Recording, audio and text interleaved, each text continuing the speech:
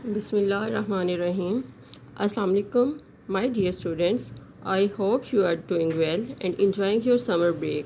I hope you are having a lot of fun and learning new things. My dear kids, stay safe and healthy.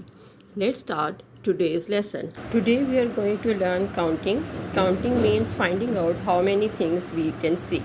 We count in orders 1, 2, 3, 4, 5, 6, 7, 8, 9, 10.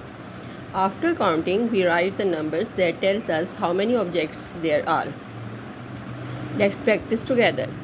First picture, stars. Look carefully at the stars. Let's count them one by one. 1, 2, 3, 4, 5, 6, 7, 8, 9. There are 9 stars. So we write the number 9 on the line. In second picture, look at the box. Are there any picture inside? No, there is not. When there is nothing, we write 0. So write the number 0 on the line. Third picture, suns. Now let's count the suns. 1, 2, 3, 4, 5. There are 5 suns. Write the number 5 on the line. Fourth picture, lighting bullets. Let's count the lighting bullets. 1, 2, 3, 4, 5. There are 5 lighting bullets. Write the number 5 on the line.